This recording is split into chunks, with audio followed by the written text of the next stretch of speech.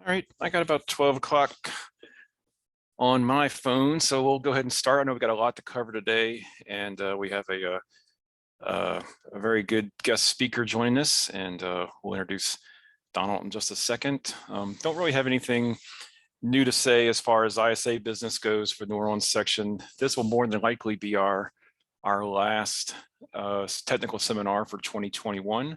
It's still possible we could do something in December, but time's kind of running short on that. If not, we will definitely come back in the new year in January and get back to our technical session program. So with that, we are, again, we're using Zoom meeting platform, which means that everyone is free to unmute their line and ask a question. I'll let Donald address how he might want to take questions during his presentation. We do ask that please keep your line muted otherwise, just to keep the background noise to a minimum. And with that, I will introduce Donald Dunn, who is a senior consultant with WS Nelson, and I'll let him kind of introduce himself and take it from here. Thanks, Donald. Thank you, Wayne. So what I'm going to be covering is introduction to alarm management and a kind of an overview of ISA 18.2 and IEC 62682, which is the international version of 18.2. And there's a lot of slides here. So I've got 75 slides. I might hit it pretty hard. If you've got a question that you need to ask kind of during the presentation, great. If not, please kind of hold them to the end and we'll try to blow through this quick enough to answer some of your questions at the end. Let me go ahead and reset this and get started. Okay, so as Wayne said, I work at WS Nelson. I'm kind of a commuter person. I live in Houston and I commute back and forth weekly to New Orleans. I live over here in the Lower Garden District, just a short distance away from WS Nelson's offices. That ain't good. Okay, there we go. So this is what we're going to be talking about today: history of ISA 18 and IEC 62682, an introduction to kind of standards, briefly what standards are and the importance of alarm management, incidents in industry that are attributed to alarm management incidents, a little bit about the alarm management life cycle, and then we're going to talk about entry points into that life cycle. And then, of course, we'll hit on some of the key parts of the life cycle. And then I've got kind of getting started summary, and then I have a reference list that I can share with folks that is a really good alarm management kind of go-to guide in addition to the standards and the TRs and stuff like that. So let's go ahead and get started. So a history of ISA 18.2 and IEC 62682. So there are a number of organizations out there that have developed alarm management stuff, but the first one to form a group to start on alarms or interlocks was ISA in 1955. And that group that formed, or the Instrument Alarms and Interlocks Group, evolved to Standards and Practice Committee 18. Their first document they published was RP 18.1. It was published in 1965. We still have that document out there, specifications and guides for the use of general purpose annunciators. And we have a group that are that's starting to work on updating that document, and they'll be working on it going into or starting next year. So if anyone's interested in joining that, they're trying to bring that up to date, where it includes some of the additional panel alarms or light box type technologies that are out there. Then ISA 18 and ISA 67 basically released the standard in 1979, which was annunciator sequences and specifications. This was just a recommended practice in 1965. Honeywell formed an alarm task force that became the ASM Consortium in 1992, and this was funded by a NIST grant and a number of companies, and they did some really good work in the alarm management field. this consortium funded EMUA and had them basically published EMUA 191, the Alarm Systems, a Guide to Design and Management and Procurement. And this first came out in 1999. And then they published a second edition, 2007, a third edition in 2013. And the third edition, they adopted the ISA 182 life cycle. NMUR NA 102 has an alarm management recommendation. It was first published in 2003, third edition in 2008. ISA 18 kicked off the 18.2 effort at ISA Expo in 2003. And in the ISA 18 meeting, our managing director at the time, Erwin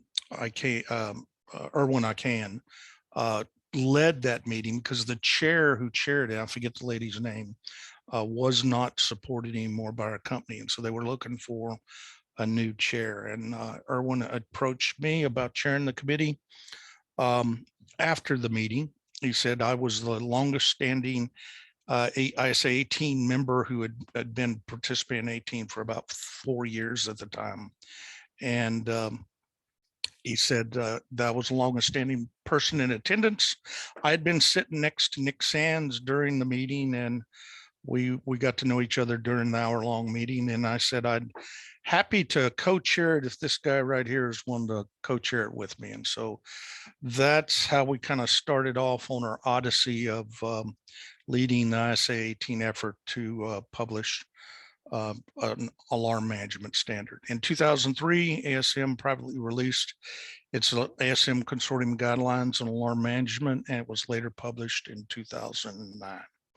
So let's go in and I'll show a little bit on the timeline. So this is showing the ISA 18.1 when it was first published. This is kind of the impetus on alarm management. We had 3 Mile Island, Bhopal, the Milford Haven incident was one of the seminal moments within alarm management. And then that evolved into a written report that was the Management Alarm Systems. And it was a contract report by Bransby and Jenkinson that was published in first part of 1998. EMUA, we've already talked about that. IST 18 began our effort in 2003. EMUA published a second effort, and then, of course, 6 years later, we published ISA 18.2. That was the first standard on the management of alarm systems. EMUA, and this is one key point a lot of people don't realize, EMUA is not a standard, and EMUA is not a standards development organization. Big difference there. Okay, so let's move on. ISA 18 has a number of technical reports that we've published, TR1, alarm philosophy, TR2, alarm identification rationalization, TR3, basic alarm design, TR4 is enhanced and advanced alarm methods, TR5 covers alarm monitoring, assessment, and audit, TR6 covers alarm systems for batch and discrete manufacturing, TR7 is alarm systems for package systems, and working group 8 is currently working on alerts and notifications. And we did have a joint working group with ISA 84 between 18 and 84 working on what they call SKY, which is basically an acronym they developed that covers alarms and interlocks and other items like that. Now that group is broken apart. We're going to cover safety alarms within our documents, and they're going to continue their effort to cover basically interlocks over in 84. We also have a new group that's potentially going to be working group 9 that's looking at digitization of those topics. Currently active is TR3, TR5. They're in the process of updating the TRs, working group 8, and then working group 9. So if you have an interest in joining one of those entities. API published RP 1167 shortly after we published 18.2. I'm not a big fan of that document. If you read it, it actually recommends things contrary to 18.2. IEC 62682, about 2010, about a year and a half after 18.2 was published, we had several national committees propagate the IEC standard, or the 18.2 standard, into the IEC. They submitted and said this needs to become an IEC standard. I was asked to fill out some paperwork, and I was named the convener. And so we published that document a few years later, and basically that it was about 2014 when that document was finally published. MUA published the third edition shortly after the IEC 62682 edition was published. And then of course 18.2 then updated their version in 2015. MUA in 2019 began an update of version 2. We just passed CDV earlier this year. We finished comment resolution, and that is submitted back to IEC. So that kind of covers the history. So we'll do a quick, what is the standard?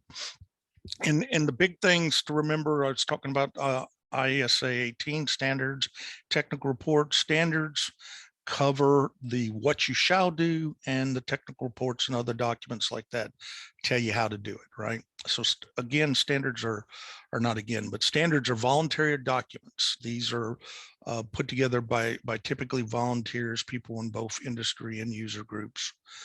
Cover specifications, procedures, guidelines. And the goal is to produce products, services, systems that are safe and consistent and reliable.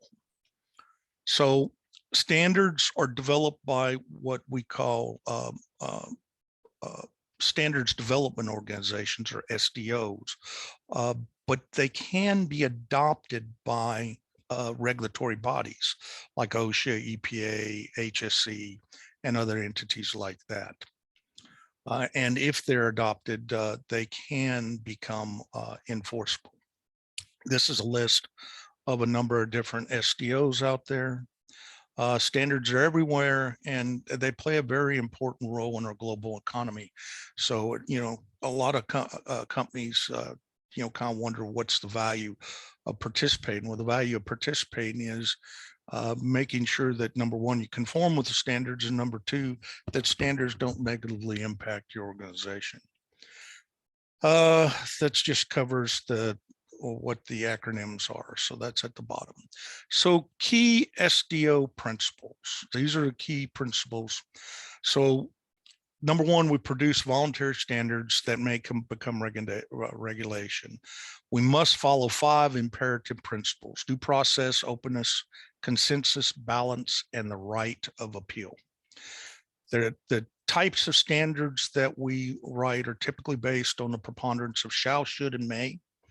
We have different documents within ISA. We have standards, recommended practices, and guides. And this just kind of goes into a little bit about who ISA is. This is ISA section, so hopefully y'all know who ISA is. The key point I want to point out is we have over 4,000 people in 150 committees around the globe participate in ISA standards. So it's a very diverse group that works on the ISA standards. IEC, based in Geneva, does the same thing ISA does. There's people out there. I did when I was ISA Standards and Practice VP, I did a presentation in Japan, both a tutorial and a presentation at a conference. And the Japanese were under their impression that ISA was a US entity, not a global entity. And they were shocked with some of the statistics on the previous slide. So the key point is ISA and IEC are both standards development organizations, and they both produce global standards. Key parts of a standard: terms, definitions, abbreviations. That creates the kind of common understanding between the participants. Then we have the normative requirements, or the mandatory requirements. The term typically used is shall. Then we have non-mandatory recommendations. Term typically used is should. And then we have conditional or optional recommendations, and occasionally we use the term may in there. We have the term RABAGAP, and hopefully everyone understands what RAGAGAP is, recognized and generally accepted good engineering practices. Regulatory bodies such as OSHA use what they call a general duty clause. And it says, for example, must comply with recognized and generally accepted good engineering practices.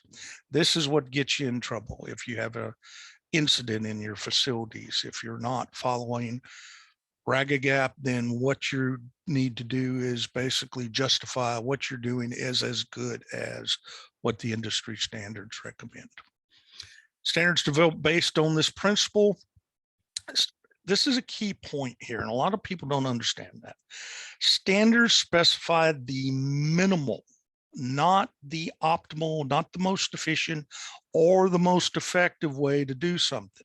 They're the minimal that can be agreed to by the participants who develop that standard. So do ISA 18.2 and IEC 62682 apply to you? Both were considered RAGAGAP. OSHA and CSB have cited 18.2 during incident investigations. Anytime y'all run across Nick Sands, asked him about this. His company is one of the individuals or entities that you can research CSB and DuPont, and you can find some 18.2 findings against his organization. Applies to all process types, continuous batch, discrete, or mixed. Alarms and alarm response is not the function of the process. So let's get into importance of alarm management. You see some pictures of some of the incidents that Nick and I have done kind of a breakdown of from an alarm management perspective, but alarms of IPLs and safeguards failed to prevent some of these incidents. And when we look at the cost of poor alarm management, it's recognized as one of the common problems within industry. It's estimated cost in excess of $20 billion a year. It's often cited as a key factor or contributing factor within the industrial incidents. And many of the alarm management features are built into the control systems, aren't used. And I'll hit on that in a little bit. And then, of course, the alarm systems, not everything is monitored, right? And so why? The question is human error, right? It's the weak link. We've had operator consolidations and DCSs have contributed to a lot of these type issues. So the drivers for alarm management are recognized as the common problems. Since the advent of DCS systems, this has been one of the reasons it's often cited as a contributing factor. So the businesses and drivers for alarm management include safety, environmental performance, quality, cost, and uptime. And then finally, linking alarm management improves the overall bottom line of an organization. So this is a slide from a company I worked at back in the late 90s, early 2000 timeframe. And this shows you a slide before we did alarm management. This was, circular, during when we were trying to develop the alarm management standard. But we have 983 alarms and 1,070 operator actions. And this is one console, one operator. So many more alarms than the operator needed and many more alarm features that weren't used. And of course, not everything can be monitored when the one person's looking at 2,053 events that he had to deal with. So how did we get there? We got there because we went from board mount control systems, right, to screens on a DCS. And we condensed the number of tags, no number of points into a view like this. So the space and display information decreased and the area of responsibilities have increased. So we looked at the trend these ways, right? Point counts going that way up and display area decreased. And this increasing alarm counts, right? We had panel alarms were limited space. So some companies completely got rid of the panel alarms. DCS alarms have, multiple alarms you can build into one tag. And I've seen instances where they made everything an alarm. You know, the viewpoint was their free. So we'll make every alarm on this point or everything on this point alarm. So increasing alarms per point, decreasing cost per point. So the alarm system problems in a nutshell was a DCS problem. And so we can see the alarms per operator position configured and alarms per day. So it's all tracking and trending in the wrong direction. So 1,000 alarm events cannot be evaluated by the operator. So which alarms, you know, the big question is which alarms does the operator ignore? And, you know, you never know, right? So this shows you before and after. Before alarm management's on the left, after alarm management's on the right. So to get a different result, we need to do something different. Okay, so what is a good alarm? An alarm is an audible and or visible means of indicating to the operator an equipment malfunction, process deviation, or abnormal condition requiring a timely response. That is the definition of alarm in ISA 18.2 and IEC 62682. And I've seen instances during my career where you try to come to that realization with operator personnel and plant personnel, and they want to argue over the definition of an alarm. So anyway, if you use that definition, you're going to stay out of the weeds. It's probably the best way to describe it. Okay, so key design principles. Every alarm should have a defined response. Adequate time should be allowed for the operator to carry out that defined response. And that adequate time can change based on the process conditions. Every alarm presented to the operator should be useful, relevant, and unique. Each alarm should alert, inform, and guide the operator on what to do. If operator response action cannot be defined, it's not an alarm. In other words, if you've got an A and B pump and the B pump sitting there off all the time and it's an alarm, that's not an alarm. Or if the simple fact of what the operator is supposed to do on an alarm is just to acknowledge the alarm, that's not an alarm. So you need to look at it from those type of concepts. So incidents in industry, BP Texas City, quick overview. I'm not going to go into date and time, but it was a raffinate splitter. They overfilled the blowdown drum, blew product out the vent stack, and it blew up. So most people in the Gulf Coast are aware of this.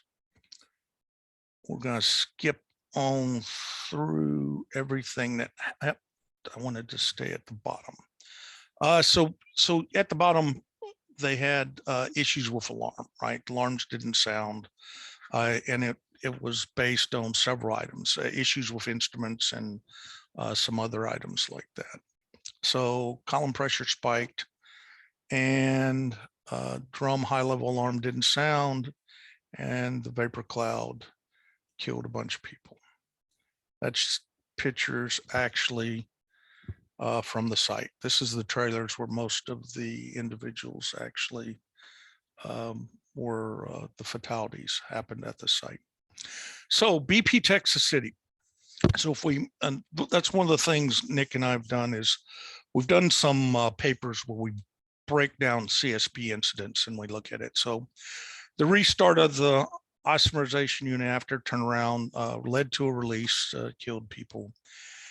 These are the criteria when we look at the facts from the CSB report, where we look at the failure mechanisms and the situational awareness. And you'll see measurement and the failure of the operator to detect poor HMI design were some of the items that led to it. In diagnosis, the operator wasn't able to diagnose what happened, insufficient training, poor HMI design as well. And then situational awareness, this from the operator perspective, they had errant mental models based on several of the situations within that incident. We've done that on a number of incidents, and we've presented a little bit on that topic. So let me move on. Alarm failure mechanisms. So relevant stages that you typically see failure mechanisms are in rationalization, design, operation, and maintenance. Different failure mechanisms are associated with each stage. Key point. So this is a summary of some of the incidents we did up until the point I created this training a few years ago. We've actually analyzed a bunch more, but the key thing that you can see from this is diagnose is one of the key areas where we have issues with alarms, and then the errant mental model is the second key area. So let's move on. Alarm management life cycle. So this is alarm management life cycle. So we have the philosophy, which leads to identification, rationalization, design, and you work your way down through in this manner to implementation. Then, of course, the green is where we're in operation and maintenance, and we can cycle back and forth between operation and maintenance. We have monitoring assessment. This basically shows that we're monitoring assessing the system continuously. And then, of course, management and change sits along here because all this is done during management of change, and it's a feedback loop too. If something's not working, needs to be changed, we feedback through management of change and back through the system to update whatever needs to be changed. And then over here we have audit, which is a standalone process to audit the alarm management philosophy, make sure we're doing what we say we're going to do. That's the overall ISA 18.2 and IEC 62682 life cycle. This can be for either new facilities or existing facilities. Again, we talked about it being RAGA-GAP, and it builds on the work of ASM and MUM. So let's talk a little bit about the life cycle loop or the loops within the alarm management life cycle. We have the monitoring and maintenance loop, and this is the monitoring and maintenance and operation loop. This is kind of a daily or weekly process of analyzing and monitoring the data, determining if there's unauthorized changes that have been made, instruments need to be repaired, or if there's anything that is not functioning appropriately. So if you have an alarm system and it's not monitored, it's a broken alarm system is the bottom line. So monitoring management of change loop, this is less frequent, but necessary process. This is where we make changes to alarm management. Basically, we could have a nuisance alarm or alarm flood identified, and we implement techniques to mitigate those type issues. And then, of course, we have the audit and philosophy loop. And this is the periodic execution of the audit, looking at the alarm philosophy and our procedures to make sure we're doing what we say we're going to do. So let's talk about entry or starting points. So there are 3 entry or starting points to the alarm management life cycle. We've got philosophy, we've got monitoring assessment, and we have audit. And it kind of depends on what you're doing and where you should audit, right? Or where you begin an alarm management project. Monitoring can be started at any of those 3 points, or an assessment, right? And our alarm management project. Some organizations like to conduct a benchmark, or they might conduct an audit and find that they've got gaps. But a lot of people do a benchmark and determine that they've got some bad actors.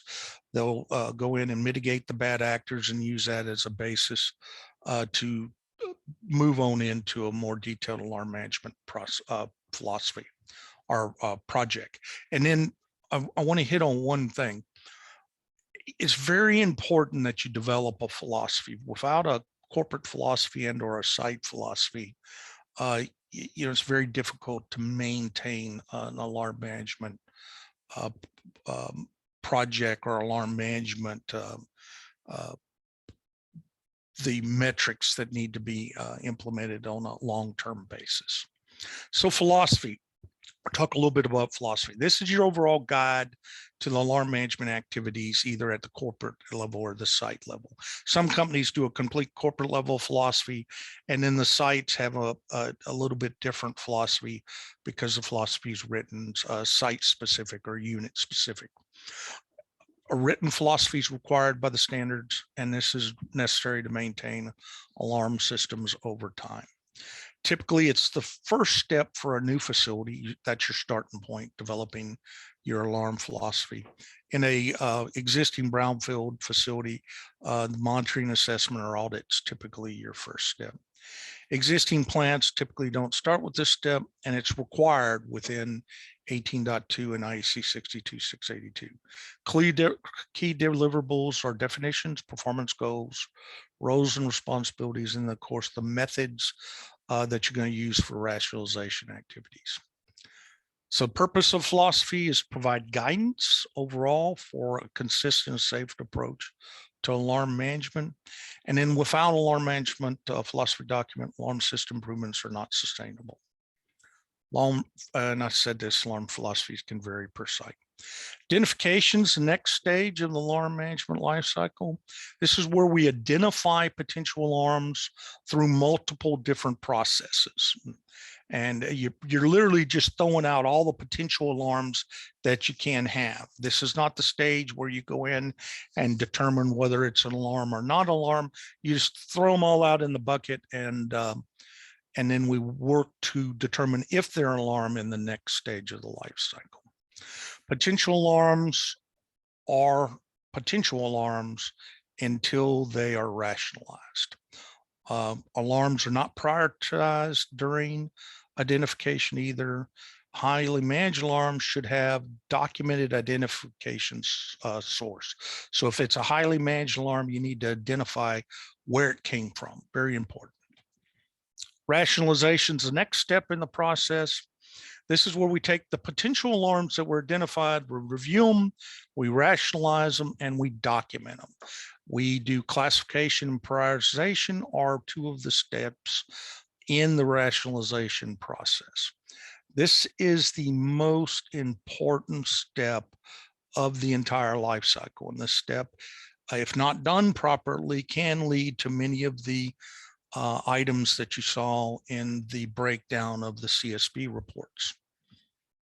Common alarm problems can be solved, and alarm problems can be created by not doing this step correctly. So we can solve stale alarms, alarms without response, alarms with the wrong priority, redundant alarms, so on and so forth. So what is the why to alarm management rationalization? This is where we develop consistent alarms system. Each alarm must be reviewed against the principles and guide that you've developed in your alarm philosophy. Rationalization is the review process. The philosophy must be a place in a place before your rationalization can begin. So in other words, if you don't have your written alarm philosophy, you cannot do alarm rationalization appropriately. The result, what the product comes out of rationalization is a master alarm database that documents each and every one of your alarms. So the what? We review, we analyze, we justify what points should be alarms, and we call out the ones from the identification that aren't alarms. The goal is to create a minimal set of alarms needed to control the process and keep the facility safe. We define, document alarm attributes, the limits, the priorities, so on and so forth. The team activity typically is facilitated by a subject matter expert, alarm expert, similar to a HAZOP. Tools make the process go quicker and make it easier to document the results. Alarm objective analysis. What is that? This is the activities, right? The alarm basis, the consequence, the operator action, and response. That is our objective analysis of the alarm. What's the basis of the alarm? What's the consequence that happens if the alarm is not the operator doesn't take action on it? What is the action that the operator needs to take to make sure that we don't hit the alarm, and what is the response time? And then anything that's not alarm is rejected, right? So we also determine set point, alarm classification, alarm prioritization, and potentially if there is advanced alarm requirements that are needed. For example, design suppression is an advanced alarm requirement that may be needed. And then we document the alarm in the master alarm database. Let's go to detailed design. Detailed design is 3 parts to detailed design. It's basic alarm design, which includes alarm types, deadbands, and delays. Then we have HMI design, which includes the indications and summaries. And of course, we have advanced alarm design, which could include design by suppression and other techniques. Good alarm design prevents many typical alarm problems. HMI design can have a substantial impact on alarm effectiveness. And these are the common alarm problems solved during the basic detailed alarm design if you utilize good design practices. Alarm management detailed design, basically, so we got the requirements, design considerations for the configuration of alarms. Poor configuration practices contribute to significant number of alarms. So an example is greater than 50% of the standing alarms that many of us find are typically motors not running. This is a good example of, if you design it appropriately, you eliminate 50% of alarms that are standing or stale alarms within a facility. Redundant transmitters usually allowed to generate redundant alarms. Another example. Deadbands and time delays aren't utilized. This is a study at ASM did where they found many time delays could reduce alarms by 45 to 90%. Here's an example of an HMI design. Can you see where the alarms are in this HMI design? They're very hard to pick out. And let me flip to the next screen. There it is. Do you see the alarms now? See how HMI design can make it much more effective for the operator to pick up the alarms. Okay, so let's talk about implementation. Implementation is the next stage in alarm management lifecycle. This is where we put or take the process of our alarms and put them into service. So we take our alarm system and move it into operation stage. The key thing that we accomplish during implementation is we do training and testing to make sure that the operators are trained on the system and that the system functions the way it was designed. Implementation is a transition from design to operation. All the operator actions are documented in operating procedures, initial operator training on the system design and modification, and then testing on the alarms and modifications. Training and testing requirements vary by class. In other words, highly managed alarms would have more training and more testing than other types of alarms. Let's move to operation. Operations, next stage of life cycle. This is the stage where alarms are in service and they're performing their intended function. Shelving and removal from service are essential processes to define for operations to be able to move alarms in and out of service while you're having to do maintenance on the alarms. So operating procedures, let's hit on those a little bit. Operating procedures systems should contain information on the alarms documented in the alarm rationalization, and they have what's called the alarm or they could be what's called the alarm response procedures. These document your limits, your consequences, and your operator actions or operator response to implement the corrective actions. Procedures should cover certain activities. It should also cover the alarm shelving and placing an alarm out of service. Those are important criteria to include in your operating procedures. Training should take place prior to it going into operation. Electronic systems are certainly preferred, but some companies have paper. Operator training. Operators must be trained on alarm response procedures.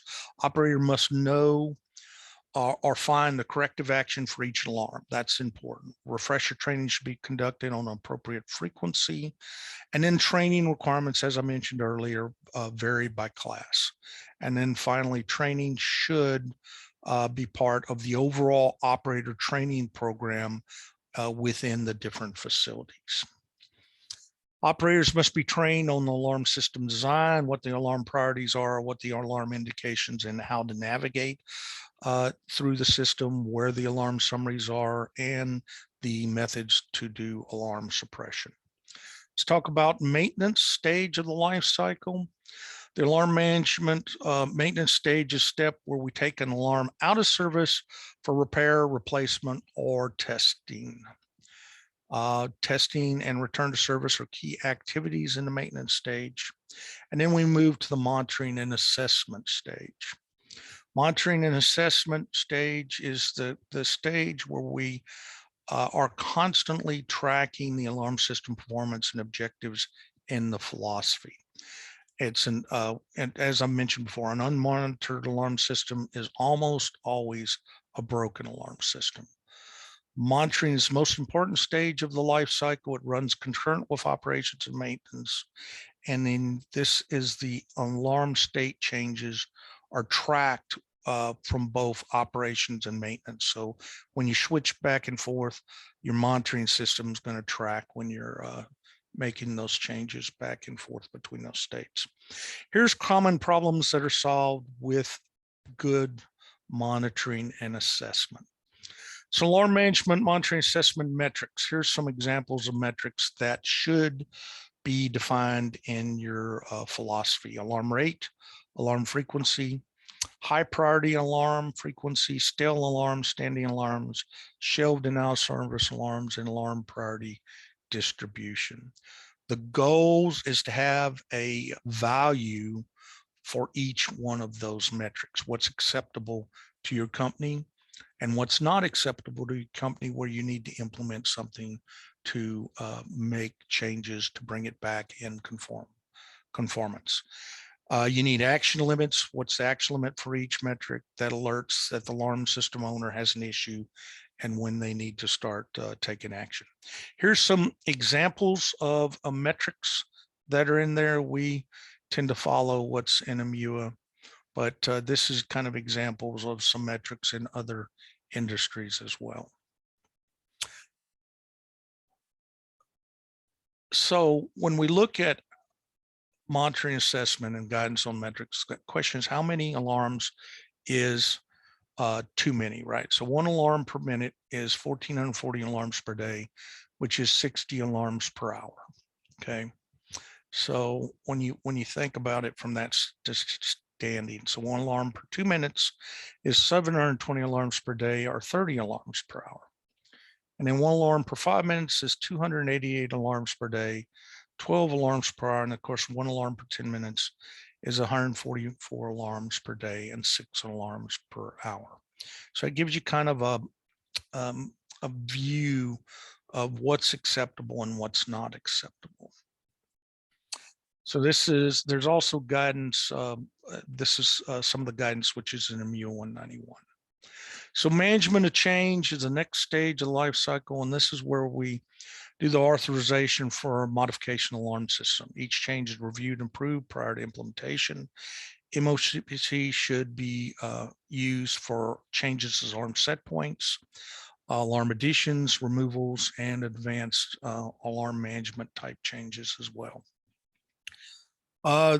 Changes should follow the steps of the life cycle. Once you decide to make a change, you need to follow the steps going back through, including all the steps, including implementation where you test the operators.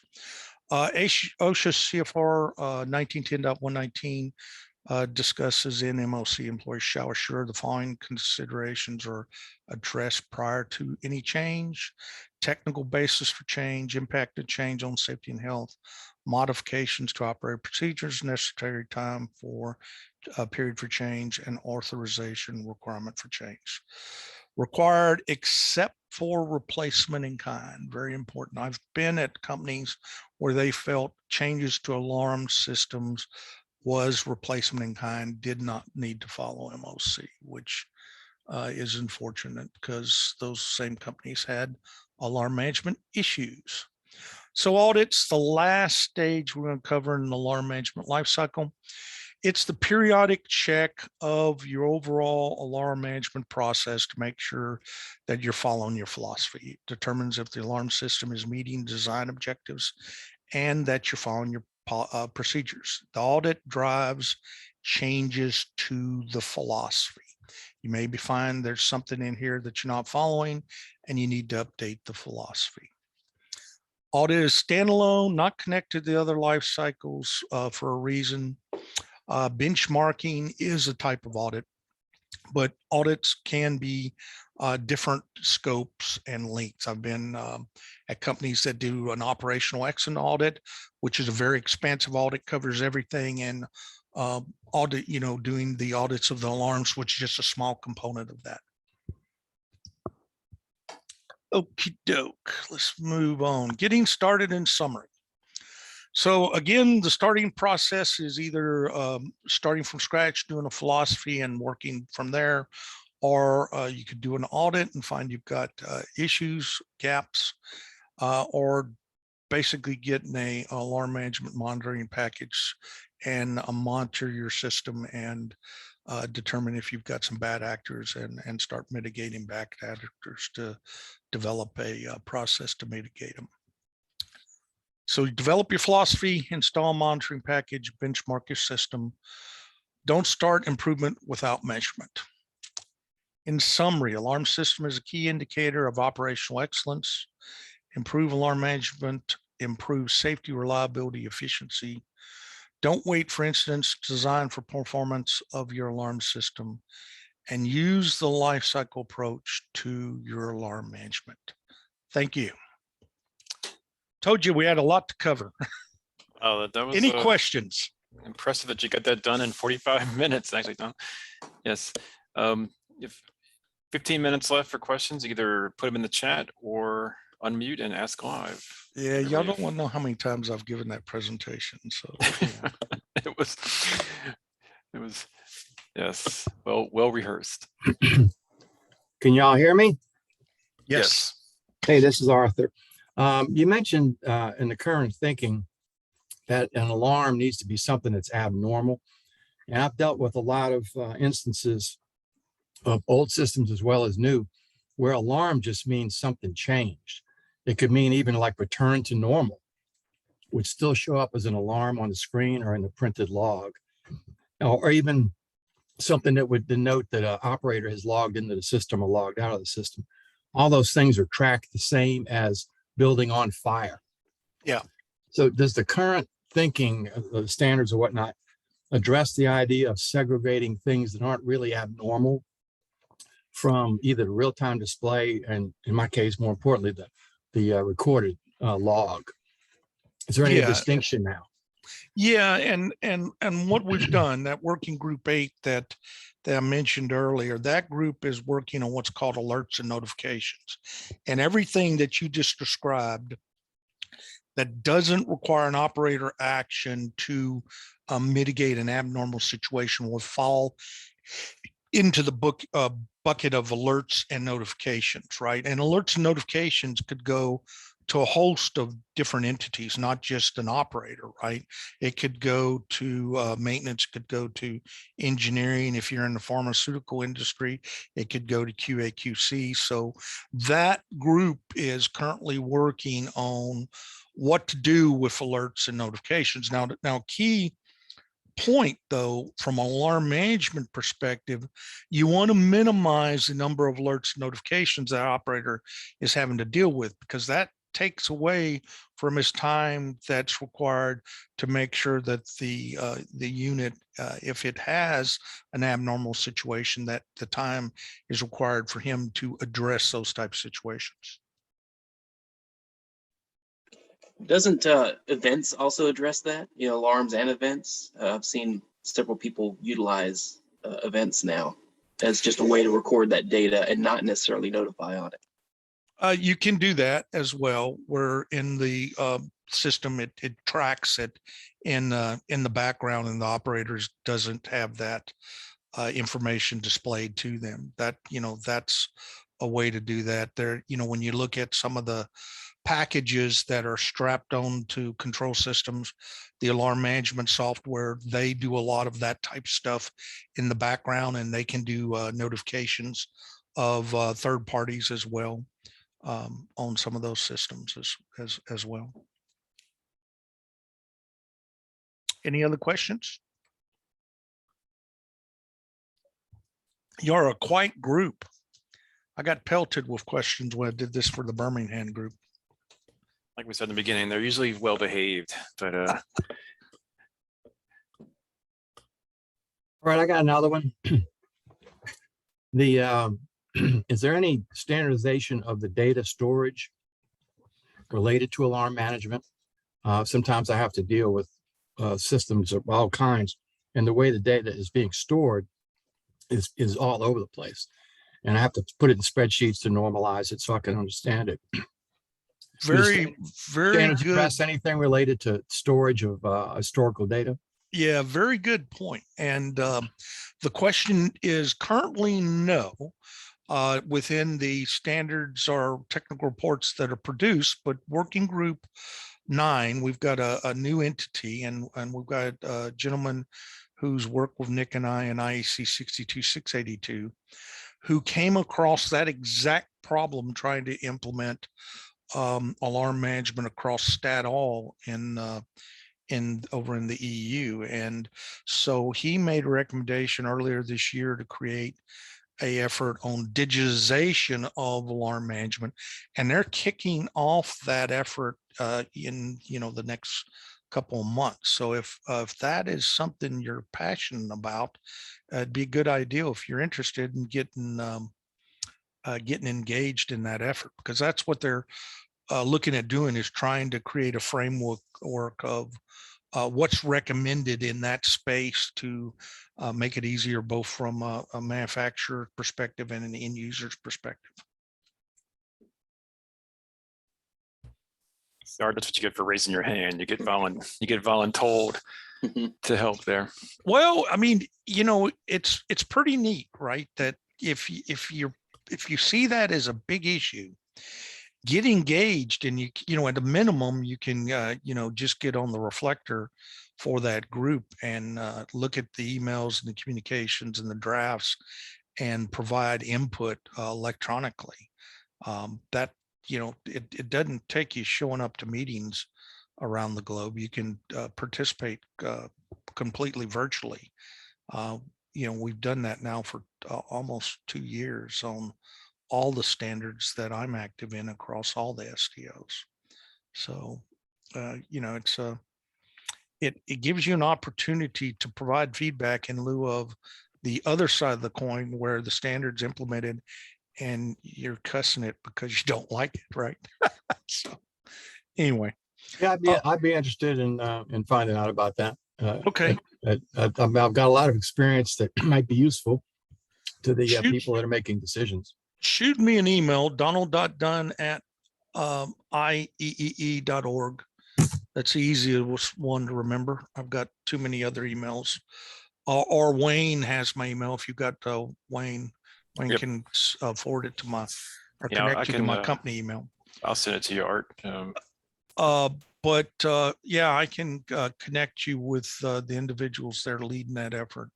Also, any people in this call that's interested in the document I kind of mentioned earlier, it's a document I pulled together that's kind of references, papers that are out there.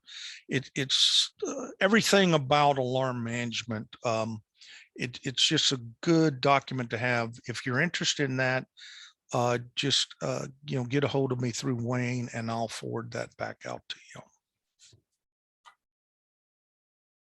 Any other questions?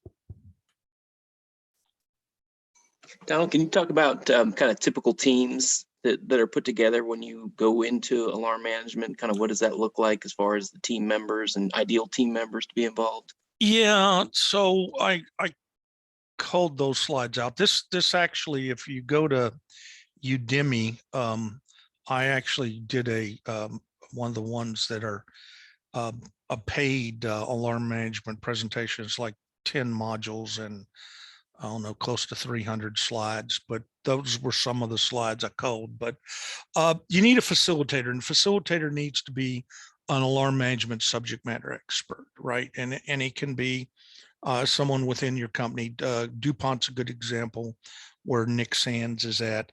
Nick Sands is the subject matter expert. Now, he doesn't lead all the efforts in the company. What he's done is went out and trained individuals at their different sites, but he's the overall person that that's implemented alarm management across his organization. And that effort was driven by an incident they had at one of their facilities where the CSB came in and basically dictated, thou shalt implement an alarm management project. So you need a subject matter expert that's a facilitator. You typically have, at least one operator. I've seen instances where you have, more than one operator, right? Depends on how many consoles are in the unit, but you've got operator participation. You typically have a process engineer participating. You may or may not. I've typically included instrument IEA control type engineer, or you might have an IEA engineer and a control engineer separate, depends on the organizations, but those two type functions. And that right there covers, you might have operations supervision, right, as well in there. Not plant manager type or unit superintendent, but frontline type supervision type participation.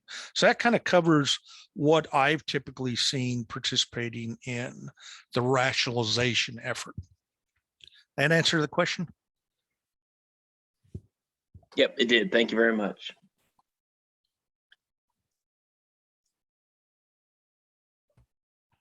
Anyone else out there? I see a bunch of quiet folks, man.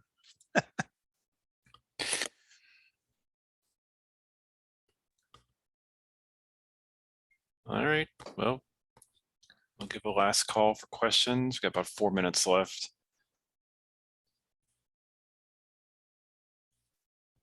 If anyone has any questions down the road that you comes up later on, I'll be happy to respond down the road as well. Just get a hold of me through Wayne, and I can provide you all written response back as well.